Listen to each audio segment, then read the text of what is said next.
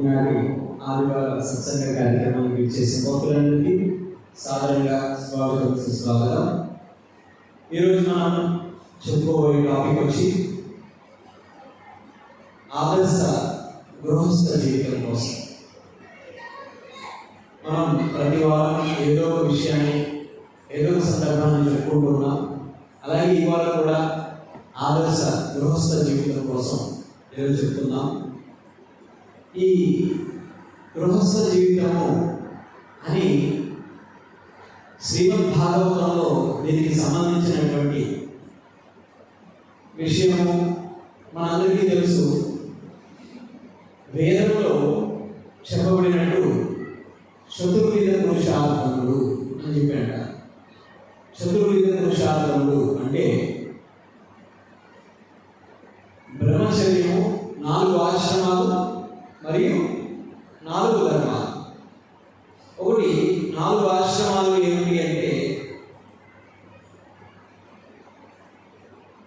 బ్రహ్మచర్యము, గృహస్థ, వానప్రస్థ, సన్యాస.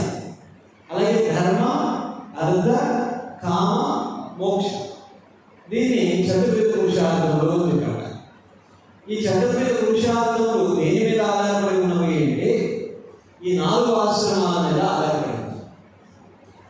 అందులో బ్రహ్మచర్యము ప్రథమ దశ, గృహస్థ రెండవ దశ, తర్వాతి దశ వానప్రస్థం, అంతిమంగా సన్యాసం. అయితే మనలో ఉండేటువంటి ఒక తప్పుడు అవగాహన ఏమిటి అంటే చాలామంది ఏమనుకుంటారంటే వివాహం కాకపోతే బ్రహ్మచర్యము అని చెప్పనుకుంటారు. బ్రహ్మచర్యము వివాహం కాకపోతే నేను బ్రహ్మచారి బ్యాచిలర్ అంటూ ఉంటాను. నిజానికి వివాహం కాకపోతే బ్యాచిలర్ కాదు, వివాహం అయిన వాడు కూడా బ్యాచిలర్, బ్రహ్మచర్యం. ఎలా అంటే వేదము నిర్దేశించిన విధముగా, భాగవతం నిర్దేశించిన విధంగా మన జీవితానికి మనం గడిపినట్లయితే అది బ్రహ్మచర్యమే అవుతుంది. బ్రహ్మచర్యమే అవుతుంది. ఈ బ్రహ్మచర్యాన్ని చాలామంది అనుకుంటారు ఈ బ్రహ్మచర్యము అనేటువంటిది ఒక కేటగిరీ, అది వాళ్ళకి సంబంధించినది. మరి గృహస్థులకి ఏమి సర్టిఫికేట్ ఏమి ఇవ్వాల. విచ్చలవిడిగా గృహమేది భోగాన్ని అనుభవించడానికి చాలామంది అనుకుంటారు బ్రహ్మచర్యం కాబట్టి బ్రహ్మచారి స్త్రీలతో దూరంగా ఉండాలి, బ్రహ్మచారి స్త్రీల వైపు కూడా చూడకూడదు, స్త్రీ సాంగత్యం ఉండకూడదు, స్త్రీ పేరునైనా చదవకూడదు, స్త్రీ యొక్క చిత్రపటాన్ని చూడకూడదు. బ్రహ్మచారికేనా? గృహస్థ కూడా ఉంది. భగవద్గీత చెప్తుంది ఇది గృహస్థ కూడా ఉంది, ఒక బ్రహ్మచారికి కాదు. గృహస్థ కూడా తన యొక్క ధర్మపత్నిని తప్ప మరొకరిని చూడకూడదు, మరొకరితో మాట్లాడకూడదు, మరొకరితో సత్సంబంధాన్ని కలిగి ఉండకూడదు. ఇది గృహస్థకి కూడా ఉంది, ఇక వానప్రస్థకి కూడా ఉంది, సన్యాసికి కూడా ఉంది. సన్యాసికి ఇంకా కఠినంగా ఉంది. అదేంటి గృహస్థ అంటే మరి ఈరోజు సమాజంలో ఆడవాళ్ళతో కలిసే చదువుతున్నాం మనం. ప్రతి రంగంలో కూడా ఆడవాళ్ళు ఉన్నారు కదా. ఉద్యోగం చేద్దామంటే ఆడవాళ్ళు ఉన్నారు, మందిరానికి పోదామంటే ఆడవాళ్ళు ఉన్నారు, మందిరంలో కలిసి సేవ చేద్దామంటే ఆడవాళ్ళు ఉన్నారు, ప్రతి చోట ఆడవాళ్ళు ఉన్నారు కదా. మరి ఆడవాళ్ళతో దూరంగా ఉండాలి కదా. ఇప్పుడు చదువు కూడా ఆడవాళ్ళతో కలిసే కదా ఉంది. చదువు, ఉద్యోగం అన్ని ఆడవాళ్ళతో కలిసే కదా ఉంది. కాబట్టి పూర్వం ఇవేమి ఉండేవి కాదు. బ్రహ్మచారి ఆశ్రమంలో చక్కగా గురువు యొక్క సాన్నిధ్యంలో ఉండేవాడు. ఆ గురు సాన్నిధ్యంలో స్త్రీలకి ఎంట్రీ ఉండేది కాదు, స్త్రీలకి ఎంట్రెన్స్ ఉండేది కాబట్టి హ్యాపీగా బ్రహ్మచారి జీవితాన్ని హ్యాపీగా సునాయాసంగా గడిపేశాడు. గురువు రక్షణలో ఉండేవాడు. కానీ ఇప్పుడు అటువంటి పరిస్థితి లేదు కదా. ఆశ్రమాల్లో శ్మశానాల్లో ఇప్పుడు పబ్లిక్ విపరీతంగా వస్తారు చూడడానికి, ఏముందో చూడడానికి వస్తూ ఉంటారు. లేదంటే వాళ్ళ కష్టాలు చెప్పుకోవడానికి గురువు గారి దగ్గరికి వస్తుంటారు, రకరకాల వ్యక్తులు వస్తుంటారు. ప్రయాణాలు చేయాల్సి వస్తుంది, ప్రయాణాల్లో స్త్రీలు ఎదురవుతూ ఉంటారు. ఇవన్నీ చాలా ఉన్నాయి కదా. బ్రహ్మచారికే రక్షణ లేనప్పుడు మరి గృహస్థ వీళ్ళందరి మధ్యలోనే ఉంటాడు కదా.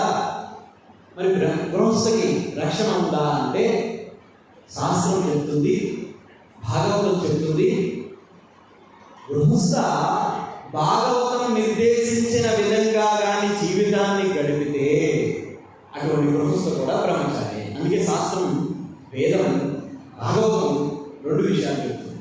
ఒకటి గృహస్థగా ఉండడము, రెండవది గృహమేదిగా ఉండడం.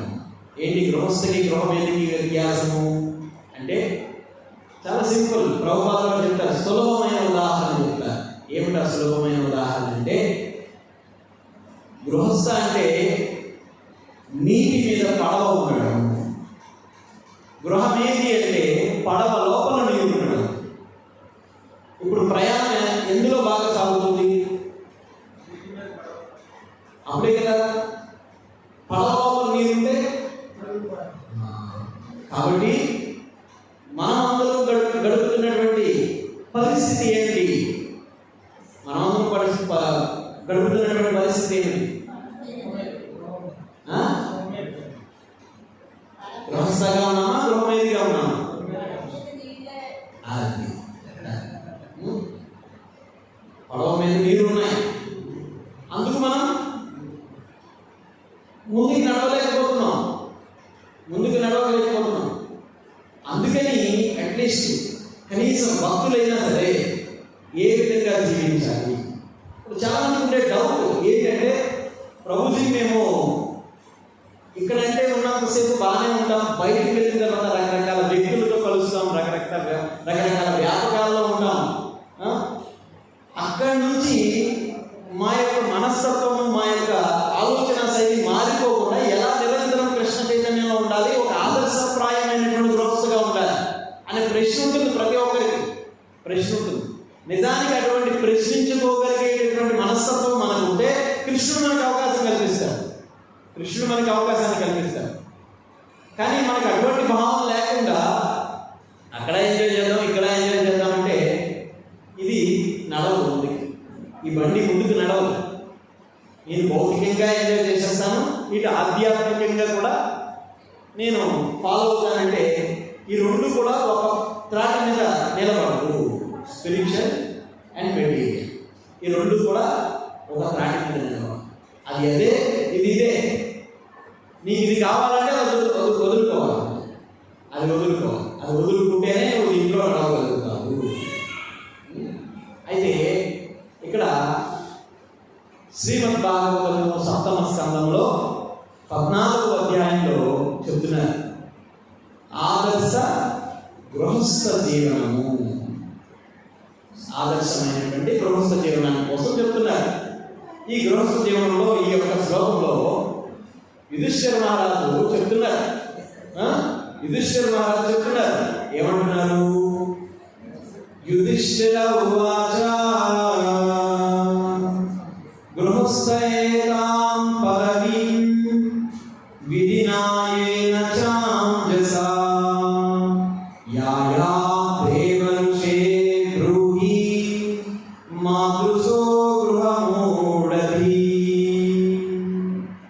దీని భావం ఏమిటంటే, ధర్మరాజుడు నారదునితో ఇట్లు పలికెను, స్వామి దేవర్షి, జీవిత లక్ష్యం ఎదురుక గృహవ్రతులమై ఉండేది మేము కూడా వేద ఆదేశానుసారము సులభంగా ఎట్లు ముక్తిని పడేయగలమో దయచేసి మాకు వివరించుడు. నారదుని యుధిష్ఠిర మహారాజు అడుగుతున్నారు. నారదుని ఎవరు? ఆ జన్మ బ్రహ్మచారి కదా. ఆయన నారదుని అక్కడికి వచ్చినప్పుడు యుధిష్ఠిరుడు మరి గృహస్థ కదా, అందుకని ఈ విధంగా అడుగుతున్నారు. నేను గృహస్థగా ఉన్నాను కాబట్టి మీరు కూడా వేదము నిర్దేశించిన విధంగా సులభంగా ముక్తిని ఏ విధంగా పడగలను. గృహ కార్యకలాపాల్లో నిమగ్నమైపోయి ఉన్నాను నేను. ఈ గృహ కార్యకలాపాల నుంచి ఇవి చేస్తూ కూడా నేను ఎలా ముక్తిని పొందగలను అని అడుగుతున్నాను. అడిగితే నారదుడు చెప్తున్నాడు. శ్రీనారద ఉవాచ గృహేశ్వరస్థితో రాజన్ క్రియా కుర్భుణ్యలోచితా వాసుదేవాత్మనం సాక్షాత్ దుపాసీతా మహామునిన్. నారదుని ఈ విధంగా చెప్తూ ఉన్నారు. గృహస్థులు తమ జీవితమును సంపాదించుకున్నట్టు పని చేయవలను, కానీ దాని ఫలమును తాము అనుభవింపక వారు కృష్ణుడికే అర్పించవలను. ఆ జీవితము వాసుదేవుని సంతృప్తి పరచులో మహాభక్తుల సాంగత్యం ద్వారా చక్కగా బోధపడగలరు. నారదుడు ఏం చెప్తున్నారంటే, మరి గృహ కార్యకలాపాలు నిమగ్నమైతే ఉన్నాం మనం. చాలా మంది మనం చూస్తుంటాం, సమాజంలో ముగ్గురు వ్యక్తులు కనిపిస్తుంటారు. ఒకరు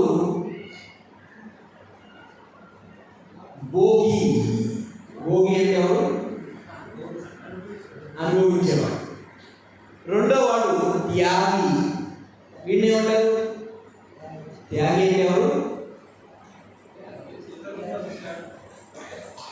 ఇతరుల కోసమో తన కోసమో మొత్తానికి త్యాగం చేసేవాడు. వీళ్ళిద్దరిలో ఎవరు గొప్పవాళ్ళు అంటే మనం ఏం చెప్తాం? త్యాగం గొప్పవాళ్ళు అంటే.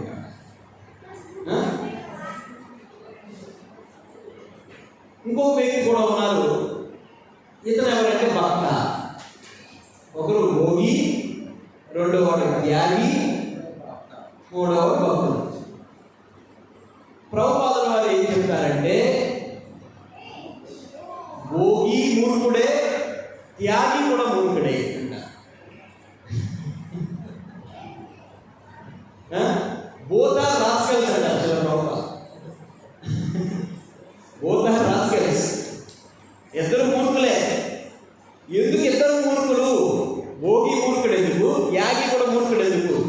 భోగి అంటాడు, ఏ విధంగా మూర్ఖుడు అయ్యా అంటే, ఉదాహరణకి ఈ భోగి ఏమంటాడంటే, పక్కింటికి వెళ్తాడు.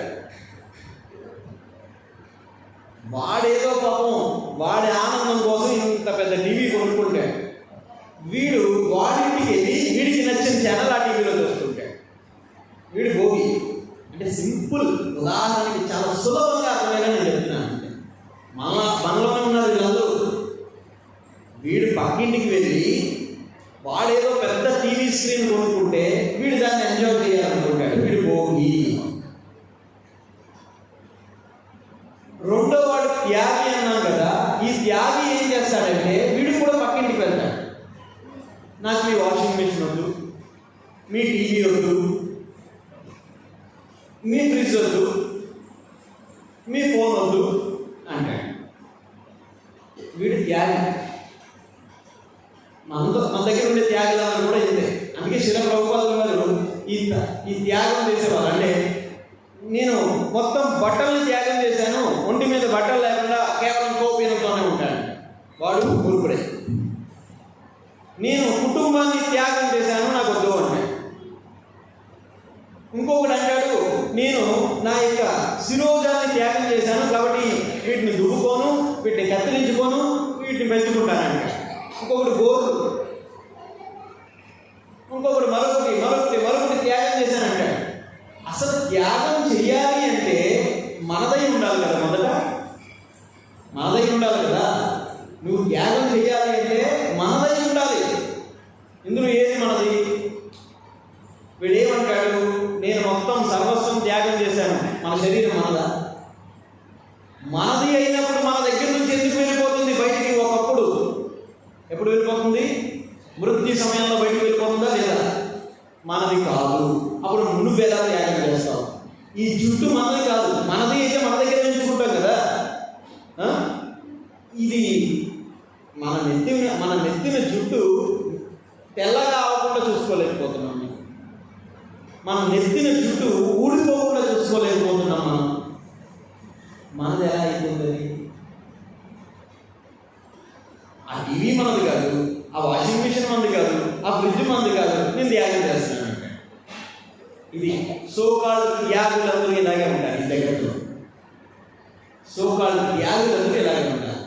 మరి ఎవరయ్యా గొప్పవారు అంటే, ఎవరు గొప్పవారంటే భక్తుడు చాలా గొప్పవాడు ఉంటారు. భక్తుడికి తెలుసు ఈ వస్తువు నాది కాదు, అయినా సరే ఏమనుకుంటాడు, ఇది కృష్ణ సేవలో ఉపయోగించాలి. ఇదే చెప్తారు శిల ప్రభుపాదుల వారు. దీనినే యూటిలిటీ ఇస్ ద ప్రిన్సిపల్ అంటారు. ప్రతి దాన్ని కృష్ణ చైతన్యంలో ఉపయోగించాలి. ఇప్పుడు ఉదాహరణకి చాలామంది అంటారు, ఈ టెంపుల్ ఎవరిదండి అంటే ఏం చెప్తామా? మాదేనండి అంటాం. మాదేనండి ఎవరు? ఇది మందా? మనమేమో కట్టించామా? ఈ మందిర నిర్మాణాన్ని ఉపయోగించిన ధనం మనదా? కాదు కదా, అందరూ ఇచ్చింది కదా, అందరూ ఇచ్చింది కదా. మరి మనదని ఎలా అంటాం? మనం ఏం చేస్తున్నాం? దీన్ని అందరూ ఇచ్చిన దాన్ని మన స్వప్రయోజనానికి ఉపయోగించుకోవట్లేదు. దీన్ని ఏం చేస్తున్నాం? కృష్ణ సేవకు ఉపయోగిస్తున్నాము. కృష్ణ సేవకు ఉపయోగిస్తున్నాం. ఉదాహరణ చూడండి, ఎవరో కుర్చీలు ఇచ్చారు.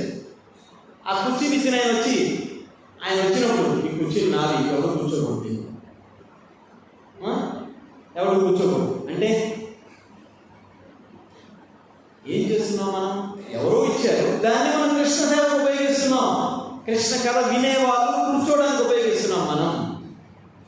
కాబట్టి శిల ప్రభుపాదులు చెప్తారు, భోగి అనుభవించేవాడు మూర్ఖుడే, త్యాగి వాడు మూర్ఖుడే. వాడికి ఏం త్యాగం చేయడానికి వాడి దగ్గర ఏం లేదు, అయినా సరే నేను త్యాగం చేస్తున్నాను అంటాడు. నేను త్యాగం చేస్తాను. ఎవరింట్లో టీవీ, ఎవరింట్లో రిఫ్రిజిరేటర్, ఎవరింట్లో వాషింగ్ మిషన్, నువ్వే ఒక త్యాగం చేయడానికి. అందుకని ఈ గృహస్థ జీవితంలో ఇక్కడ చెప్తున్నారు, నారదుడు చెప్తున్నారు, నువ్వు గృహస్థులు తమ జీవితంలో సంపాదించుకున్నట్టుకు పని చేయవలను. దేనికోసం పని చేయాలి? మన జీవితంలో సంపాదించుకోవడానికి తప్పు లేదు, గృహస్థికి ఉంది. బ్రహ్మచారి వ్యాపారాలు చేయడానికి లేదు, బ్రహ్మచర్యము వ్యాపారాలు చేయడానికి లేదు. అందుకే చెప్తారు, బ్రహ్మచర్యము చేసేవాడు అంటే బ్రహ్మచర్య వ్రతంలో ఉన్నవాడు కనీసం ఉదాహరణకి ఒక ఉపన్యాసానికి వెళ్ళినప్పుడు నాకు ఇంత ధనం ఇవ్వాలి అనే కేటగిరీలో కూడా ఆలోచించుకోవాలి. ఎస్ఏ తీసుకోవాలి లేదా మానేయాలి. తీసుకున్నది కూడా గురువు కల్పించాలి. నీకు తీసుకుని దాన్ని ఉపయోగించిన హక్కు లేదు. బ్రహ్మచారి ఈవెన్ గృహస్థకు కూడా లేదు. ఎప్పుడంటే గృహస్థ ఆశ్రమంలో ఉండేటప్పుడు అప్పుడు కూడా గురువు కల్పించాలి. అప్పుడు కూడా గృహం ఏంటి అంటే ఇంక వాడికి సంబంధం లేదు, గురువు యొక్క ఆచరణలో లేడు కాబట్టి. సో కాబట్టి బ్రహ్మచారికి వ్యాపారాలు చేసేటువంటి అధికారం లేదు. ఎవరికి ఉంది అంటే గృహస్థకు ఉంది. ఆ వ్యాపారంలో ఎప్పుడు నువ్వు ఆనందంగా ఉండగలుగుతావు? యుధిష్ఠిర మహారాజు అడిగినటువంటి ప్రశ్నకి మేము ఎప్పుడు ముక్తిని పడేయగలుగుతాము అంటే అప్పుడు నారదుడు చెప్తున్నారు, యుధిష్ఠిరుడు అడిగినటువంటి ప్రశ్నకి ఎప్పుడైతే నువ్వు సంపాదించిన దానిలో ఏం చెప్తున్నారు? వాసుదేవాత్మనం సాక్షాత్ రూపసీత మహాముని. ఇక ఏం చెప్తున్నారంటే ఈ జీవితంలో వాసుదేవుని సంతృప్తి పరచుటలో మహాభక్తుల సాంగత్యం ద్వారా చక్కగా పోగొట్టలేదు. మనం సంపాదించినటువంటి దాంట్లో గృహస్థ ప్రత్యేకించి మనుధర్మ శాస్త్రం కూడా చెప్తుంది, గృహస్థ తను సంపాదించిన దానిలో 50% భగవత్ కార్యక్రమాలకు ఉపయోగించాలంట. అప్పుడు అది నేను ఇక్కడ బందీ చేయను అంటున్నాను. 50%. ఇది మనం అప్పుడప్పుడు చూస్తుంటాం. మనం అందరూ మందిరం మెయింటైన్ అవ్వాలి అంటే సుధామ సేవ అని చెప్పి అంటుంటాం. ఈ సుధామ సేవ చాలా మంది కమిట్మెంట్స్ ఇస్తూ ఉంటారు. నెలకి 500, 1000 రూపాయలు ఇలా కమిట్మెంట్ ఇస్తుంటారు. ఈ కమిట్మెంట్ ఇచ్చే వాళ్ళు అప్పుడప్పుడు నాకు ఫోన్స్ చేస్తుంటారు, రోజు ఈ నెలలో చెప్పలేదండి అని. మనం సంపాదిస్తూ ఉంటాడు, భౌతికమైనటువంటి కార్యక్రమాలు ఉపయోగిస్తూ ఉంటాడు. ఒకసారి నేను ఇక్కడికి వచ్చిన కొత్తలో ఒక ఇంటికి తెలిసిన వాళ్ళే, భక్తులే, వాళ్ళ ఇంటికి ఏదో నెల సుధామ సేవ మీరు కొద్దిగా పేరు చేయండి, టెంపుల్కి ఉపయోగపడుతుంది, చాలా హెల్ప్ అవుతుంది అని చెప్పి అడిగితే, నేను మొట్టమొదటి వెళ్ళిన వెంటనే కుక్క చాలా బాగుంది, ఇంకో చాలా చిన్న కుక్క, అది ఇలా జుట్టు ఉంటుంది కదా, ఆ కుక్కని ఏదో అంటారు, మొత్తం ఇలా జుట్టు ఉంటుంది, చాలా చిన్న కుక్క చాలా బాగుందండి, ఎంత కొన్నారు అంటే 25,000 అంతే చెప్పారు. దీనికి నెలకి వాళ్ళ టైం షెడ్యూల్ చెప్తున్నారు, ఉదయం ఈ టైంకి పెట్టాలి, మధ్యాహ్నం ఈ టైంకి పెట్టాలి, సాయంత్రం ఈ టైంకి పెట్టాలి, రాత్రికి ఈ టైంకి పెట్టాలి, ఏసీలోనే పడుకోబెట్టాలి, బయట ఉండదు, ఇవన్నీ చెబుతూ ఉన్నారు. నెలకి సుమారుగా ఎంత ఖర్చు అవుతుందంటే ఒక 5,000 దాకా దానికి ఉపయోగిస్తాం. ఒక్కరికి 5,000 రూపాయలు నెలకి. నేను అడిగాను, నెలకు ఒక 500 రూపాయలు వేరు చేయండి కృష్ణుడి కోసం అంటే కష్టం. మన జీవితం ఏంటి నెక్స్ట్? ఇలాంటి పరిస్థితుల్లో ఉంటే మన జీవితం నెక్స్ట్ ఏంటి? మళ్ళా యద్భావం తద్భవతి. మళ్ళా వీడు ఏ కుక్కకైతే సేవ చేశాడో ఆ కుక్క వీడికి యజమాని అవుతుంది, ఆ యజమాని దగ్గర వీడు కుక్క అవుతాడు ఖచ్చితంగా. యద్భావం తద్భవతి. మనకి ఏ చైతన్యం ఉంటే వాడి చైతన్యం అంతా కుక్క చైతన్యం. అందుకే నిరంతరం కుక్కతోనే జీవితం జరుగుతుంటాడు. మరి శాస్త్రం చెప్తుంటే 50% ఉపయోగించమంటే 50% కూడా కాదు కదా 500 రూపాయలు అంటే. అందుకని శిల ప్రభుపాద వారు కలియుగంలో ఇంత భయానకమైనటువంటి వ్యక్తులు ఉంటారు కాబట్టి శిల ప్రభుపాద ఏం చెప్తారంటే కనీసం 10% ఉపయోగించండి, ధర్మ కార్యాన్ని ఉపయోగించండి. మనం కష్టపడి అక్కడ ధనాన్ని ఇక్కడ ధనాన్ని సంపాదించినది ఇదంతా కూడా ఎటువంటిది అంటే కర్మస్వరూపము. ఆ కర్మని మనం సక్రమంగా కృష్ణ సేవలో మనం ఉపయోగించని పక్షంలో ఆ కర్మ ఏ విధంగా అయిపోతుంది తెలుసండి? ఆ లక్ష్మి చండీగా మారిపోతుంది. చండీగా మారిపోయి ఏం చేస్తుంది? ఆ చండి మన పతనానికి దారితీస్తుంది. సో కాబట్టి మనం చాలా కష్టపడి అక్కడ ఇక్కడ కష్టాలు పడి డబ్బు సంపాదిస్తాం, కానీ ఎవరో హ్యాకర్ వచ్చినప్పుడు పట్టుకోతుంది. నిన్ననే మాతాజీకి ఒక ఫోన్ వచ్చింది. ఆ ఫోన్లో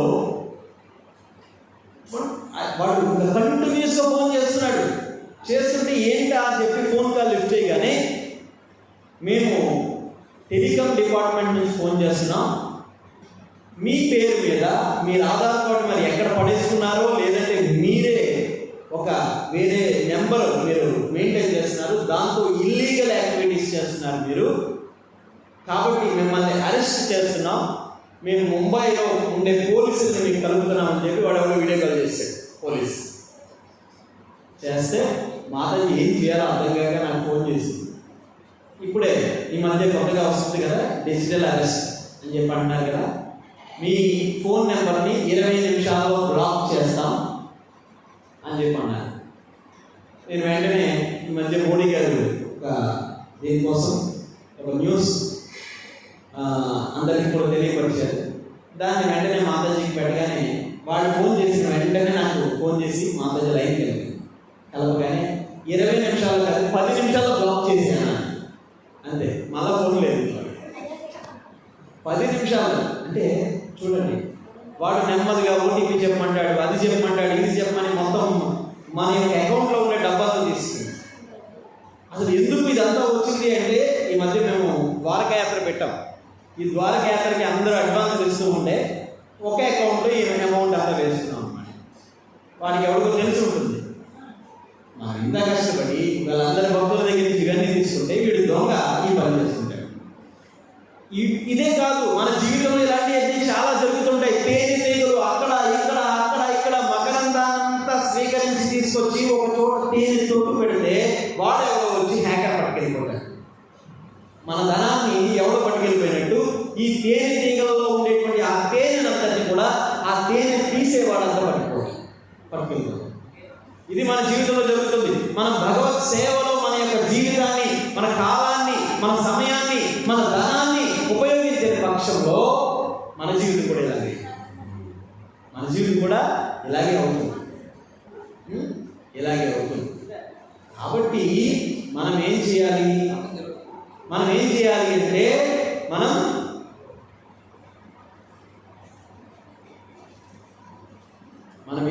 అంటే మన యొక్క ధనాన్ని, మన యొక్క సమయాన్ని, మన యొక్క కాలాన్ని ప్రతిదీ కూడా కృష్ణ సేవలో ఇక్కడ నాగము చెప్పినట్టుగా వినియోగించినట్టయితే మనం చాలా హ్యాపీగా ఉంటాం, చాలా ఆనందంగా ఉంటాం.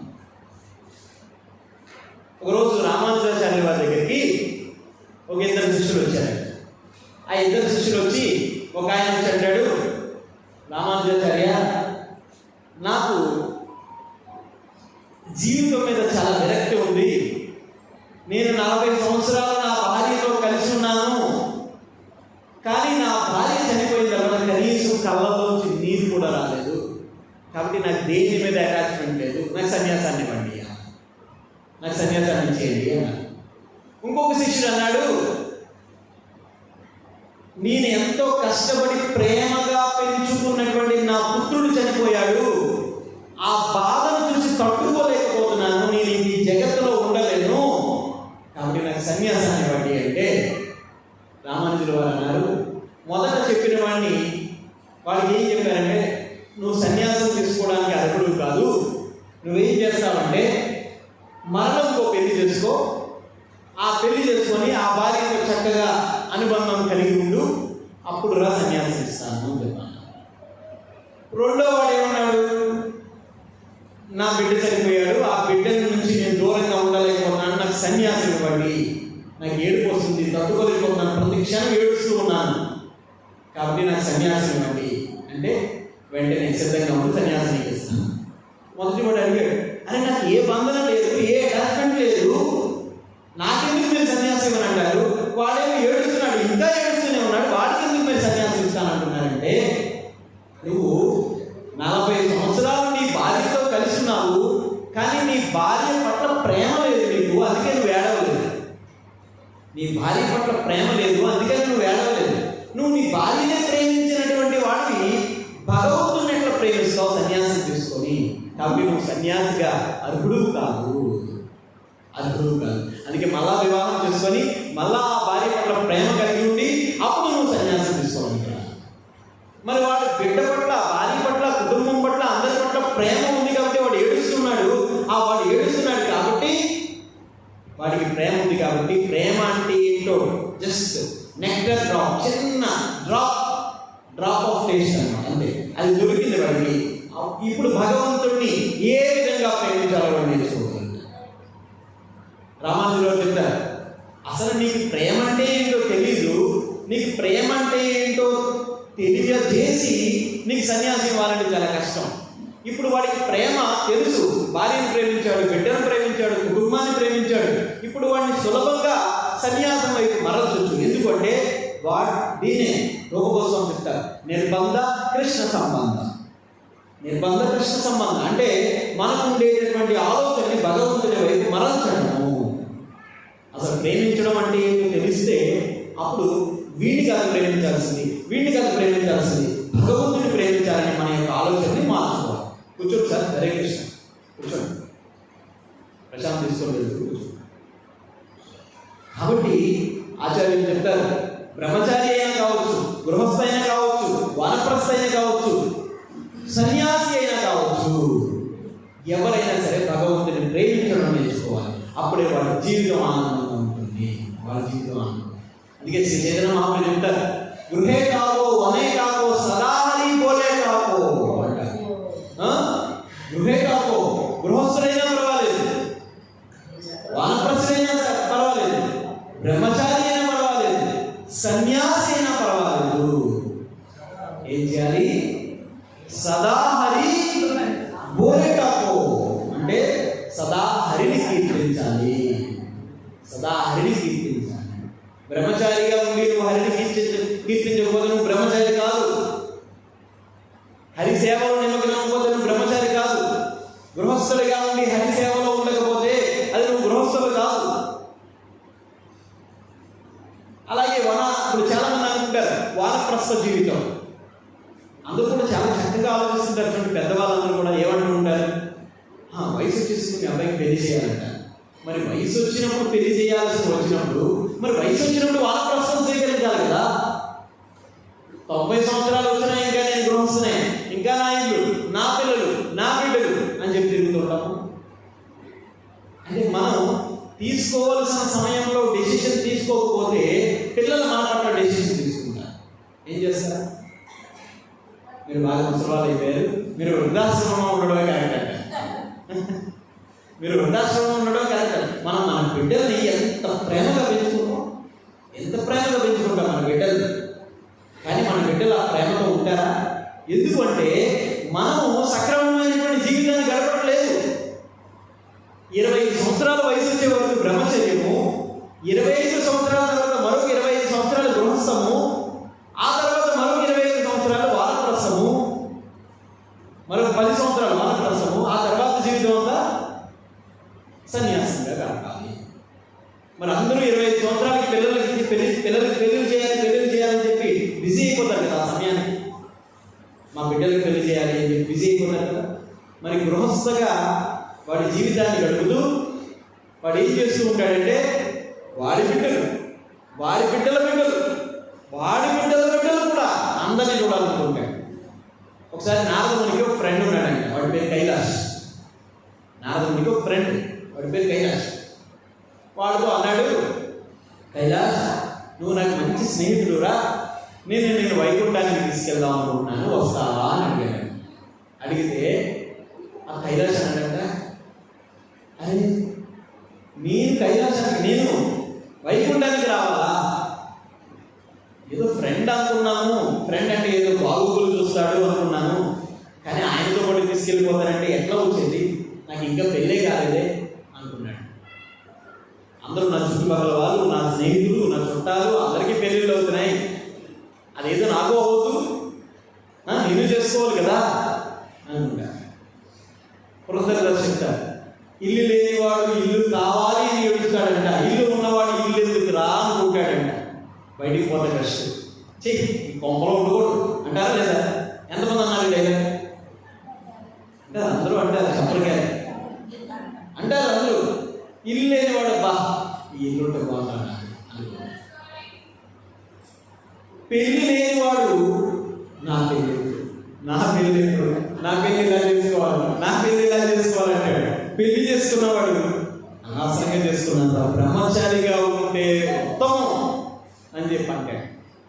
అంటారు కదా, నిజం చెప్పండి, అంటారు కదా అందరూ. పాప వాడు అంత కష్టపడి ప్రీ వెడ్డింగ్ షూట్, తర్వాత పోస్ట్ వెడ్డింగ్ షూట్, అన్ని షూట్లు చేస్తుంటాడు. తర్వాత వెడ్డింగ్ షూట్ ఇక్కడ ప్రెషర్, ఎక్కడికి వెళ్ళావు, ఏం చేస్తున్నావు, ఫోన్ ఎంతేంటి, ఎంగేజ్మెంట్కి వస్తుంది,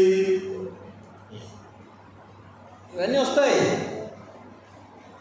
పిల్లలు లేని వాడు పిల్లలు కావాలి అని ఎన్ని మొక్కుతాడో, ఎన్ని పూజలు చేస్తాడు, ఆఖరికి ఏ పూజ ఫలించకపోతే అడిగి వెళ్ళిపోతాడు. IVF దానికి వెళ్తాడు. అక్కడికి వెళ్ళిన తర్వాత పిల్లల్ని కట్టాడు. పిల్లలు ఉన్నవాడు ఏం చేస్తాడు, బా ఈ పిల్లలు ఏంటిరా బాబు రాత్రులు నిద్రపోనివ్వట్లేదు, పిల్లల కోసం అన్ని ప్రయత్నాలు చేశాం, ఇప్పుడు పిల్లలు పుట్టిన తర్వాత రాత్రులు నిద్రలేదు. ఇది పరిస్థితి, రాత్రులు నిద్రలేదు అంట. మన జీవితంలో చాలా రాత్రులు నిద్ర లేకుండా గడిపాం. కొన్ని పక్షులు రాత్రులు నిద్రపోవంట, ఆ పక్షిగా కూడా మనం జన్మించాము. గబ్బిలాలు రాత్రులు నిద్రపో, తెలుసు కదా, అవి పగలు నిద్రపోతాయి.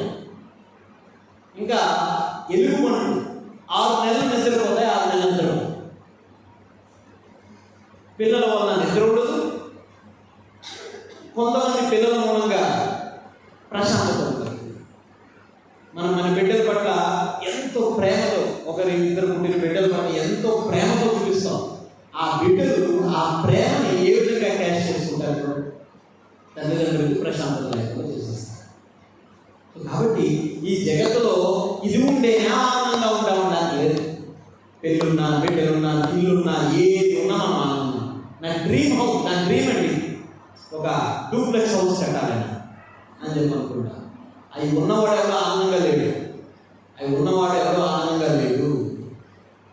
సో కాబట్టి ఈ గృహస్థ జీవితంలో బ్రహ్మచారి అయినా, గృహస్థ అయినా, వానప్రస్థ అయినా, గృహస్థ 25 సంవత్సరాలు గృహస్థ జీవితం గడిపిన తర్వాత ఏం చేయాలి? వానప్రస్థానికి, వనాలలోకి వెళ్ళాలంట. ఎక్కడికి వెళ్తామండి వనాల్లోకి? ఈరోజు వనాల్లో ఉండగలమా? మేము మొన్న 3 రోజులు లంబసింగి ప్రచారానికి వెళ్తే 4వ రోజు 3వ రోజు పరిగెట్టుకుని వచ్చేసాం. అంత భయంకరమైన చలి, ఆ వాతావరణం పడక వచ్చేసాం. అందుకన్నా 2-3 రోజుల కన్నా ఎక్కువ రోజులు ఉండలేం మనం. ఇంకా వనాల్లో ఎట్లా నివసిస్తాం మనం? వనాల్లో క్రూర మృగాలు, జంతువులు, అన్నవులు, తుపాకులు పట్టుకొని ఎన్ని ఉంటాయి అసలు. ఇవన్నీ కష్టం కదా. అందుకని ప్రభుపాదులు వారు ఏం చెప్తారంటే, వనాలలో నివసించాల్సిన అవసరం లేదు, ఇంట్లోనే ఉండి వానప్రస్థాన్ని సేకరించవచ్చు. వానప్రస్థం సేకరించడం అంటే దాని అర్థం గృహస్థకి ఏమి రైట్ లేదు. ఇష్టం వచ్చినటువంటి ఇంద్రియ భోగాన్ని అనుభవించడానికి గృహస్థకి రైట్ లేదు. కేవలం బిడ్డల్ని కనడానికి మాత్రమే అంటే సంతానోత్పత్తిని గావించడానికి మాత్రమే భార్యతో ఉండాలి. ఇంక 300 దాన్ని ఏమంటారు, 90 సంవత్సరాలు వచ్చే వరకు నేను నా భార్యతోనే ఉంటాను, నా యొక్క ఈ భౌతికమైనటువంటి ఇంద్రియ భోగ వ్యవహారంలోనే ఉంటాననడానికి లేదు. ఏం చేయాలి అంటే ఒక శాస్త్రం ప్రకారంగా 50 సంవత్సరాలు వచ్చిన తర్వాత ప్రతి ఒక్కరు కూడా ఆత్మ గురించి ఆలోచించడం మొదలు పెట్టాలి. 50 సంవత్సరాలు కాదు, బ్రహ్మచారి కూడా ఆత్మ గురించి ఆలోచించడం మొదలు పెట్టాలి. కానీ గృహస్థ అయిన తర్వాత ఇంద్రియ భోగానికి చాలా దగ్గరగా ఉంటాం కదా మనం. కాబట్టి ఈ గృహస్థ ఏం చేయాలి? సర్టెన్ టైం, ఒక టైం వచ్చిన తర్వాత ఇంకా ఇంద్రియ భోగం జోలికి వెళ్ళకుండా ఏం చేయాలి? ఆత్మ గురించి ఆలోచించాలి. మన ఆత్మ ఎవరో తెలుస్తారు. నువ్వేం చేస్తున్నావు? నా యొక్క సంతతి పెరగాలి అని చెప్పి ఆ సంతతిని కనే ప్రక్రియలో ఉండిపోతుంటే, మరి ఆ సంతతిని రక్షించే ప్రయత్నంలో నువ్వు ఉన్నావు కదా, మరి నిన్నెవరు రక్షిస్తారు? మనల్ని ఎవరు రక్షిస్తారు అంటే మన యొక్క ఆత్మతత్వం ఏదైతే ఉందో, అంటే ఆత్మతత్వాన్ని తెలుసుకుంటే ఆ ఆత్మ నుంచి, అంటే మన ఈ శరీరం నుంచి ఎలా ఉద్ధరింపబడాలి అనే విషయం మనకి ఆత్మ ద్వారా తెలుస్తుంది. అప్పుడు మనం ఉద్ధరింపబడతాము. ఇది గృహస్థ జీవితం అంటే. అందుకే చెప్తారు ఆచార్యులు, గృహమేది. సో కాబట్టి గృహమేదిగా ఉండి ప్రతి జన్మలో కూడా మనం గృహమేదిగా ఉన్నాం. కుక్కగా, నక్కగా, పిల్లిగా, ఇంకా పులిగా, సింహముగా, పాముగా, తేలుగా, పురుగుగా, అన్ని రకాల జన్మలో కూడా మనం నా భార్య, నా బిడ్డలు, నా ఇల్లు అనుకుంటూనే ఉన్నాం. కాబట్టి ఈ జన్మలో మనం ఏం చేయాలి అంటే గృహస్థ అవ్వడానికి ప్రయత్నం చేయాలి. గృహస్థ అంటే నేను ఇందాక చెప్పాను కదా, చక్కగా నీటి మీద పడవాలి, లేదంటే పడవ లోపల నీరు. మన జీవితం అలాగే ఉంటుంది. పడవ లోపల నీరు. ఎంత పెద్దటి సముద్రాన్నైనా సరే పడవ నడిపేవాడు సక్రమంగా ఉంటే, వాడి బుద్ధి సక్రమంగా ఉంటే ఆ సముద్రాన్ని దాటేయగలుగుతాడు. ఎంత భవసం! అందుకని ఈ సంసారం అనేటువంటిది భవమహాసముద్రము అని చెప్పి అంటున్నారు. భవమహాసముద్రం. అందుకని ఈ భవమహాసముద్రాన్ని మనం దాటాలి అంటే ఒక నిర్దిష్టమైనటువంటి లక్ష్యం కలిగినటువంటి గృహస్థగా ఉండాలి. మరి ఆ నిర్దిష్టమైనటువంటి లక్ష్యం గృహస్థకి ఎక్కడి నుంచి వస్తుంది? ఎవరి ద్వారా వస్తుంది? అందుకే ఇక్కడ చెప్తున్నారు, సాక్షాత్పసీత మహాముని భక్తుల యొక్క ఆధీనంలో ఉండాలి, గురువు యొక్క ఆధీనంలో ఉండాలి. అందుకే చూడండి, పడవ నడిపేవాడు ఏం చేస్తాడు? గాలి యొక్క వేగాన్ని, గాలి యొక్క దిశని చూసుకొని ఆ పడవ నడుపుతాడు. దానికి అంటే ప్రవాహానికి ఎదురేదు కదా, గాలి యొక్క దిశని చూసుకొని నడుపుతాడు. మరి ఏంటి గాలి యొక్క దిశ మన జీవితంలో ఏంటి అంటే గురువు యొక్క నిర్దేశకత్వం. అందుకే మన జీవితంలో చాలా మంది అనేకమైనటువంటి సలహాలు ఇస్తూ ఉంటారు. మనం ఎంతమంది ఎన్ని సలహాలు ఇచ్చినా కూడా ఆ సలహాన్ని మనం స్వీకరించినట్టుగా మనం తీసుకోవాలి అంతే. అందుకని ఎల్లయ్య వచ్చి ఒక సలహా ఇస్తాడు, పుల్లయ్య వచ్చి ఒక సలహా ఇస్తాడు, మరొకరు వచ్చి మరొక సలహా ఇస్తుంటాడు. ఇవన్నీ మన జీవితంలో పెట్టి మిక్స్డ్ ఫ్రూట్ జ్యూస్ తయారు చేయాలి. మిక్స్డ్ ఫ్రూట్ జ్యూస్ అందరికీ పడదు. అన్ని రకాల ఫ్రూట్స్ తీసుకొని అన్ని ఎక్కువ పోషక విలువలు వస్తాయని చెప్పి అన్ని కలిపి తీసుకుంటే ఏమవుతుంది? డ్యామ్ గడ్డి కొట్టేస్తుంది. అర్థమైంది కదా? అదేవిధంగా మన జీవితం కూడా అంటే వాడిచ్చిన సలహా, వీడిచ్చిన సలహా, వీడిచ్చిన సలహా, వీడిచ్చిన సలహా ఇవన్నీ తీసుకుంటే మన జీవితం కూడా అలాగే. అందుకని ఒకే ఒకటి ఎంచుకోవాలి మన జీవితంలో. మన యొక్క స్పిరిచువల్ మాస్టర్, మన యొక్క ఆధ్యాత్మిక గురువు, మన ఆధ్యాత్మిక గురువు ఏదైతే మనకి ఇస్తున్నారో దాన్ని మాత్రమే తీసుకోవాలి. ఈరోజు మనం చూస్తుంటాం చాలా మంది నాకు గురువు ఉన్నారంట. అప్పుడప్పుడు నేను చూస్తుంటాను గురు మహారాజ్, దేవతాయ స్వామి గురు మహారాజ్ దగ్గరికి చాలా మంది వస్తూ ఉంటారు. వస్తున్నప్పుడు మహారాజ్ అసోసియేషన్ అని చెప్పి వాళ్ళు ఫోటోలు పెడుతుంటారు. ఏం చేస్తుంటారంటే మహారాజ్తో పక్కన ఫోటో దిగి గ్రేట్ అసోసియేషన్ విత్ గురు మహారాజ్ అంటారు. అంటే గురువు గారి అసోసియేషన్ అంటే ఏంటి? ఫోటో దిగడమా? సాంగత్యం అంటే ఫోటో దిగడమా? అసోసియేషన్ అంటే గురువు గారు కనిపించగానే మన హృదయంలో ఉండేటువంటి భావాన్ని పూర్తిగా మనం అడగాలి. మన కష్టాలు చెప్పుకోకూడదు. ఎన్నో తెలియని విషయాలను తెలుసుకోవడానికి ప్రయత్నం చేయాలి గురువు గారి దగ్గరికి. అది అసోసియేషన్ అంటే. అందుకని ఫోటో దిగడం కాదు. అటువంటి మహాభక్తుల యొక్క సాంగత్యాన్ని ఎప్పుడైతే మనం తీసుకుంటామో అప్పుడు మనం ఆదర్శప్రాయమైనటువంటి గృహస్థగా ఉండగలుగుతాము. అందుకని బ్రహ్మచారి గురువు రక్షణలో ఉండాలి, గృహస్థులు గురువు రక్షణలో ఉండాలి, వానప్రస్థులు గురువు రక్షణలో ఉండాలి, సన్యాసి కూడా గురువు రక్షణలో ఉండాలి. వీళ్ళందరూ కూడా ఎవరి రక్షణలో ఉండాలంటే కేవలం గురువు యొక్క రక్షణలో ఉండాలి. అందుకే చెప్తారు మనం పొద్దున్నే తెల్లవారు పాడుతాం పాట, సంసార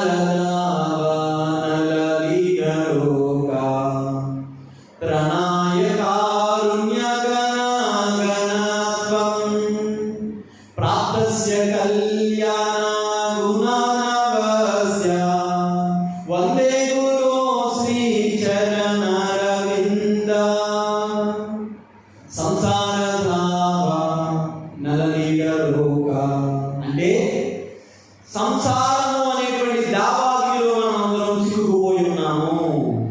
ఈ దావాగ్ని నుండి మనకి బయట పడేయగలిగే వ్యక్తి ఎవరంటే కేవలం ఆధ్యాత్మిక గురువు తప్ప వారు ఎవరు లేరు. ఈ సలహాలు ఇచ్చినట్టు ఎప్పుడు మనం రక్షించలేడు, ఒక స్పిరిచువల్ మాస్టర్ తప్ప ఆధ్యాత్మిక గురువు. అందుకని ఆధ్యాత్మిక గురువు మనం ఏం చేయాలి?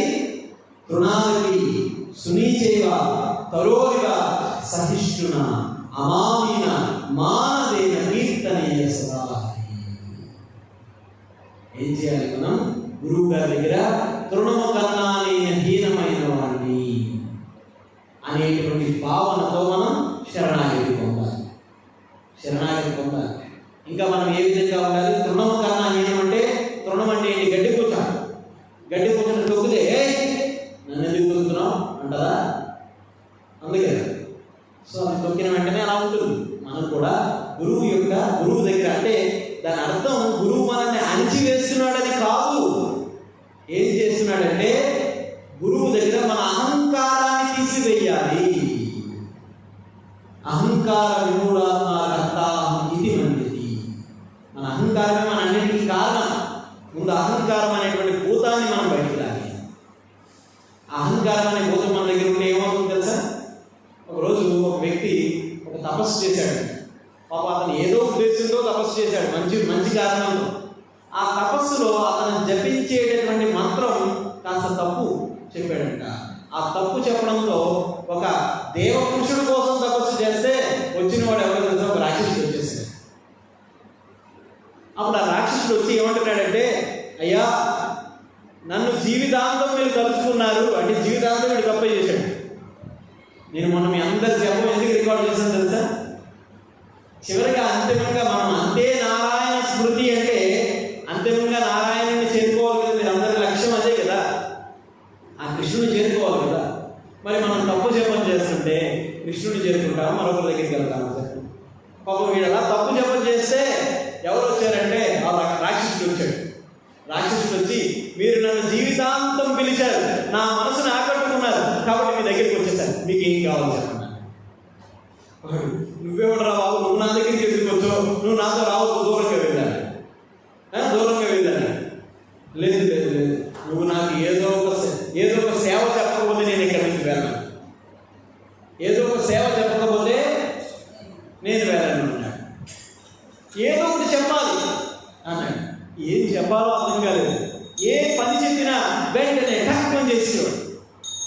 మొత్తం ఈ ఇల్లంతా ఊడ్చేయారంటే విత్ ఇన్ సెకండ్స్ అని ఊడ్చేసారు.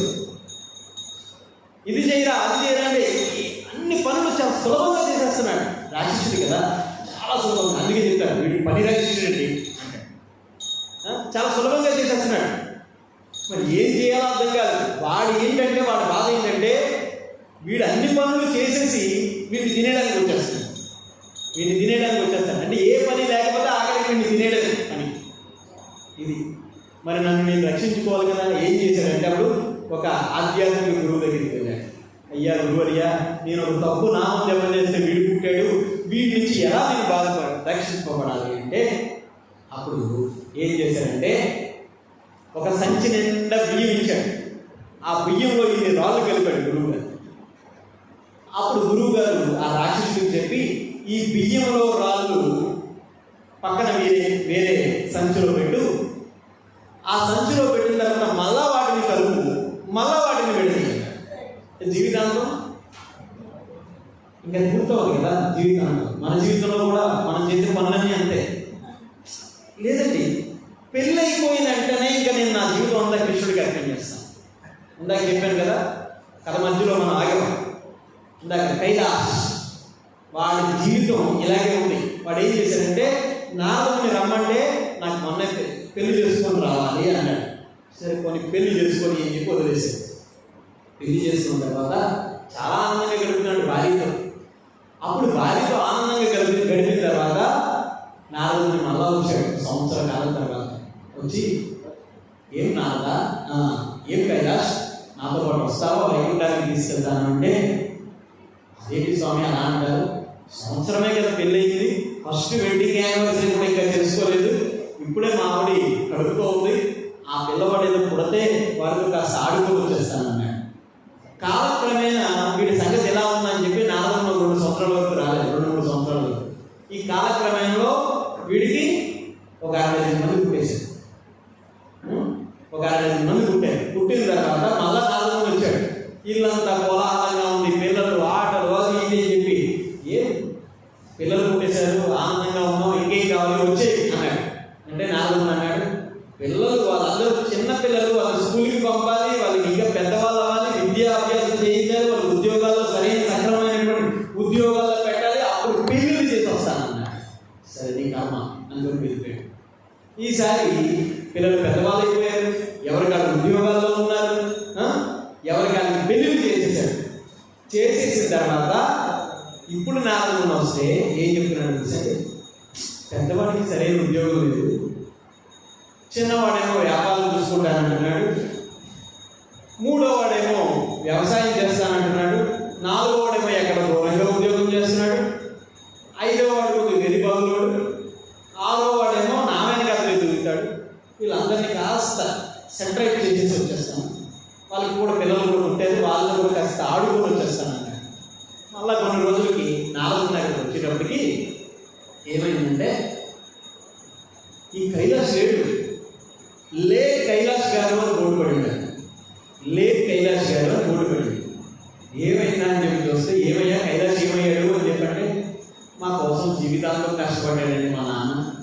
చూస్తున్నాం మనం, మన బిడ్డల కోసం, వాళ్ళ బిడ్డల కోసం, వాళ్ళ బిడ్డల కోసం వీళ్ళు ఏం చేస్తారంటే ఈ తండ్రులు కష్టపడి సంపాదించి పెడతారు. అలా సంపాదించి పెట్టడం కూడా ఈరోజు పిల్లలకి తల్లిదండ్రులు అంటే పిల్లలు పాడైపోవడానికి తల్లిదండ్రులు చేస్తున్న తప్పిదే.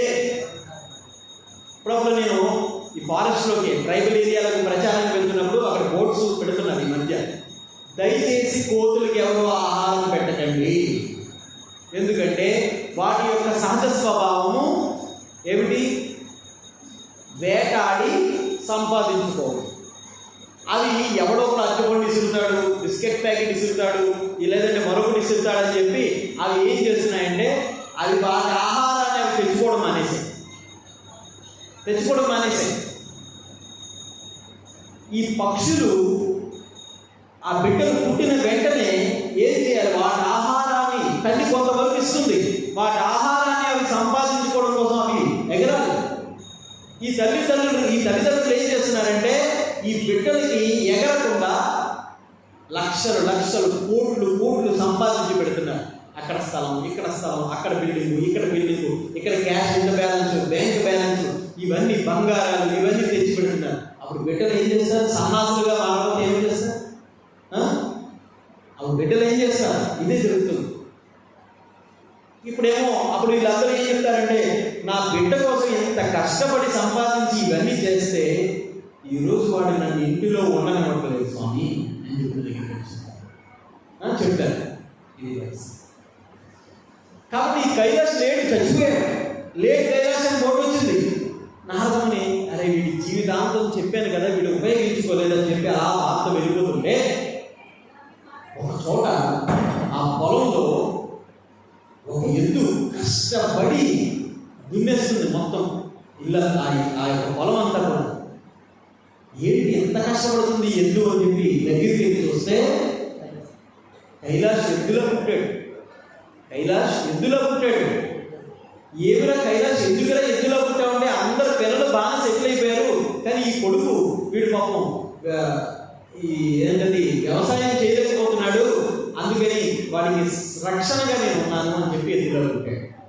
పుట్టిన తర్వాత కొన్ని రోజులకి ఇప్పుడన్నా వస్తావా అని అడిగితే లేదు లేదు ఇదంతా చేసి వస్తానన్నాడు. మళ్ళా వెళ్ళిపోయాడు. ఈసారి మళ్ళా వెళ్ళి చూసినప్పటికి ఆ ఎద్దు లేదు. కొడుకుని అడిగాడు, అరే నాయన ఇక్కడ ఎద్దు ఉండాలి ఏమైందిరా అంటే, ఏం ఎద్దండి ఎంతే గట్టి తినేదండి, ఎంత పని చేసేదండి. చూస్తుంటే కదా మన బిడ్డల కోసం తినడం కూడా మానేస్తాం మనం. మన బిడ్డల కోసం మనం తినడం మానేస్తాం. ఈ బిడ్డలు ఏం చేస్తారు? వాడికి వీడికి మేపుతూ ఉంటారు తీసుకెళ్ళి. తల్లిదండ్రులు రక్తం కాచి చెమట వచ్చి ఎంత కష్టపడి ఈ పనులు చేసి డబ్బు తీసుకొస్తే వీళ్ళు ఏం చేస్తారు? ఆ గేము ఈ గేము అని చెప్పి 1,00,000 2,00,000 ఎగరం వేసుకుంటారు ఈ బిడ్డలందరూ కూడా. ఎంతే గట్టి లేదండి, ఎంత పని చేసేది. అది ఒక రోజు చచ్చిపోయిందండి. ఈ లోపల పెరట్లో ఇంటి బయట అని అడుగుతుంది కుక్క. ఎంత సీరియస్గా డ్యూటీ చేస్తుంది, ఏంటి కుక్క అని చెప్పి చూస్తే కైలాష్ మళ్ళా కుక్కలా పుట్టాడు. ఏమిరా కైలాష్ ఎందుకు కుక్కలా పుట్టామని చెప్పి అని అడిగితే అందరూ ఆ కొడుకులందరూ ఉద్యోగాలు చేసే వాళ్ళందరూ ఉద్యోగాలు చేస్తున్నాడు. ఈ పెద్ద కొడుకేమో ఇక్కడ వ్యాపారం చేస్తున్నాడు. ఈ వ్యాపారం చేసేవాడు ఏం చేస్తున్నాడంటే పొద్దున్నే నిద్ర లేకట్లేదు, వేసిన దావం వేసినట్టే ఉంటుంది, ఎక్కడ పడితే అక్కడ వదిలేస్తున్నాడు తాళాలన్నీ. అవి దొంగలు పట్టుకుపోతున్నారు. ఈ పట్టుకుపోతుంటే వాటిని కాపలా కాయలకి చచ్చిపోతున్నాను నేను, అందుకే కుక్కలా పుట్టాను. మనం కూడా అది ఎంత కష్టపడి సంపాదించి అన్ని చేస్తాం, ఆఖరికి మన పరిస్థితి ఏమిటా అంటే తల్లిదండ్రులు ఉపయోగం లేకపోతే తీసుకెళ్ళి ఎక్కడ పడేస్తారు? ఆశ్రమంలో పడేస్తారు. ఒకవేళ ఉపయోగం ఏంటి తల్లిదండ్రులకి? వీళ్ళు బయట తిరగడానికి, వీళ్ళు షికారులకు వెళ్ళడానికి, వీళ్ళ ఊర్లకు వెళ్ళడానికి, ఆ బిడ్డలకి కాపలా కుక్కలాగా మనం పెడతారు. అవునా కదా? నేను ఇంత పచ్చిగా చెప్తున్నాను, బాధపడకండి. ఇది అందరికీ మీ జీవితంలో నా జీవితంలో మనందరికీ కాపలా కుక్కలమే. అమ్మా మిమ్మల్ని చూడాలనుకుందమ్మా, ఒకసారి రెండమ్మా అంటాడు. వచ్చిన తర్వాత ఏం చేస్తాడంటే వీడు ఏ భార్య ఏ బ్యాంకాక వెళ్ళిపోతాడు. మనం అక్కడ కూర్చోబెట్టేసి వెళ్ళిపోతాడు. ఒక 3 నెలలు ఉండాలి, 4 నెలలు ఉండాలి. ఇలా పిల్లల దగ్గర కాపలా. వీడు కుక్కలా పుట్టాడు. ఇప్పుడు కుక్కలా పుట్టావు, కనీసం ఇప్పుడన్నా రావాలంటే లేదు లేదు లేదు ఇదంతా కాపలా కలిసి రావాలన్నాడు. అయిపోయిన తర్వాత మళ్ళా వచ్చాడు నారదుని. పాపం వాడి మీద ఎంత ప్రేమో. మళ్ళా వస్తే కుక్క లేదు. కుక్క ఏమైందంటే కుక్క చచ్చిపోయిందన్నారు.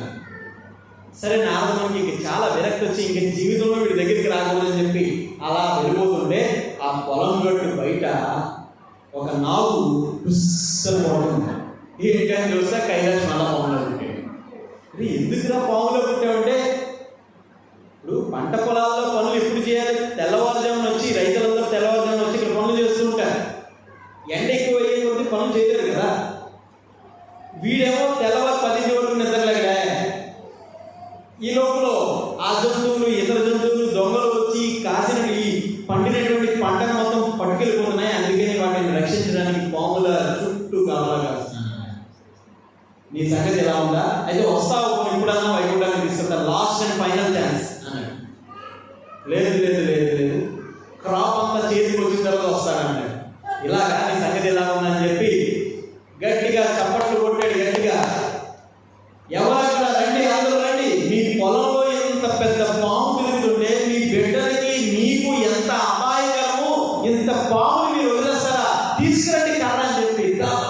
పటాలని బాధేశారు, చచ్చిపోయారు. ఎవరు పుట్టారు? ఎవరి కోసం కాపలా కాశాడు? ఎవరి కోసం కుక్కలా పుట్టాడు? ఎవరి కోసం ఎద్దులా పుట్టాడు? ఎవరి కోసం ఇదంతా సంపాదించాడు? ఎవరి చేతులు చచ్చాడు? అందుకని మనము మన ఆత్మ కోసం మనం ప్రయత్నం చేయాలి. ఈ బిడ్డల కోసం వాళ్ళకి ఎంత కావాలో అంత ఇచ్చేయాలి. అంతే, అయిపోయింది అంతే. మన జీవితానికి అది చాలు. అంతేగాని నువ్వు జీవితాంతం కష్టపడుతూ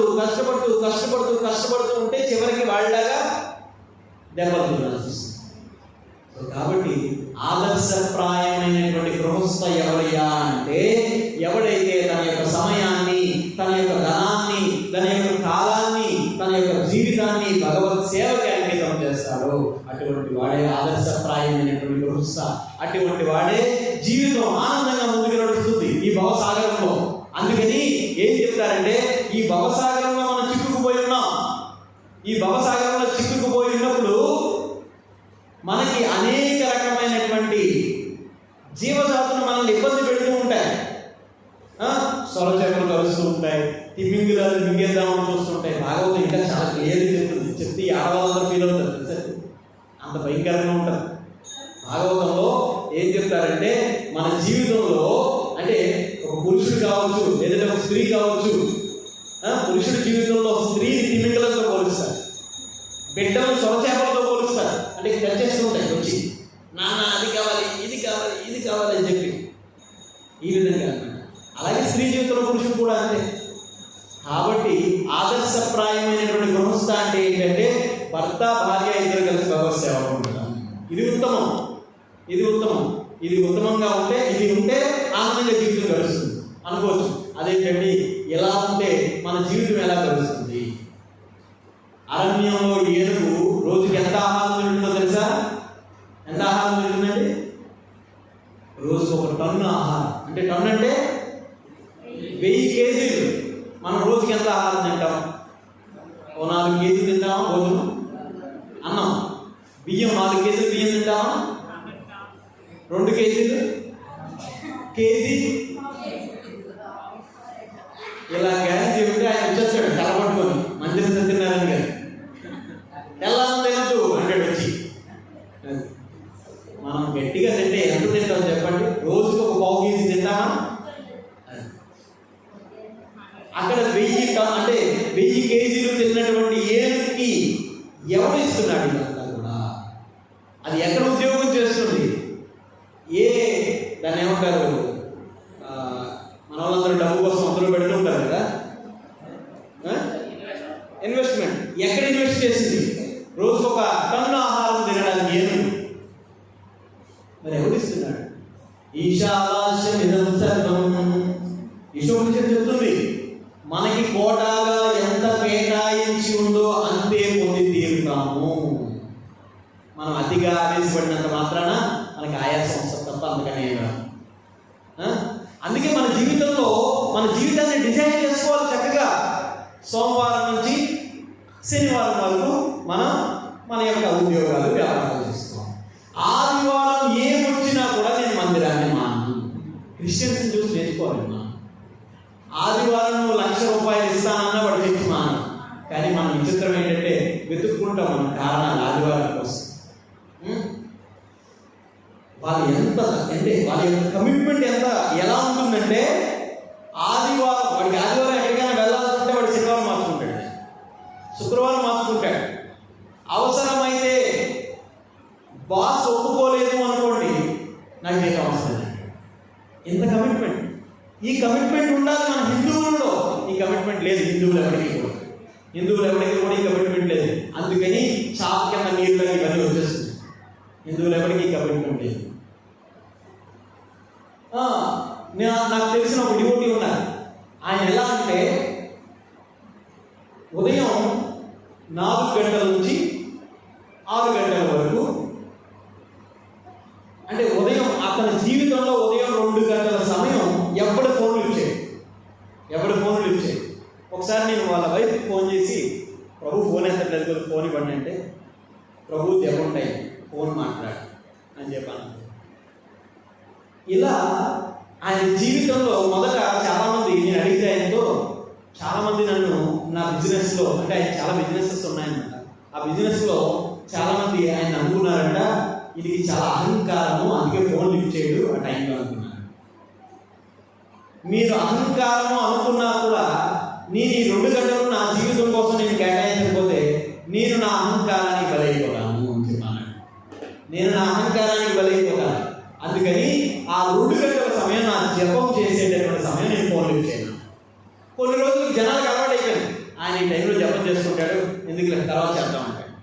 చూడండి, ఎప్పుడైనా మనం ఉద్యోగాలు వ్యాపారాలు చేసేవాళ్ళు చూడండి, మధ్యాహ్నం ఫోన్ లిఫ్ట్ చేయడం, స్విచ్ ఆఫ్ చేస్తాం. మొదట్లో అందరూ తిట్టుకునేవారండి నన్ను, కానీ తర్వాత ఈ టైంలో ఆయన పడుకుంటాడు, సో తర్వాత చేద్దాం. అలా మన జీవితంలో ఒక సమయాన్ని మనం కేటాయించాలి. మనం భౌతిక అవసరాల కోసం ఎలా అయితే కేటాయిస్తున్నామో అలా మన జీవితంలో ఆధ్యాత్మికత కోసం మన జీవితంలో సమయాన్ని కేటాయించాలి. అలా కేటాయిస్తే మనం ఆనందంగా ఉంటాం.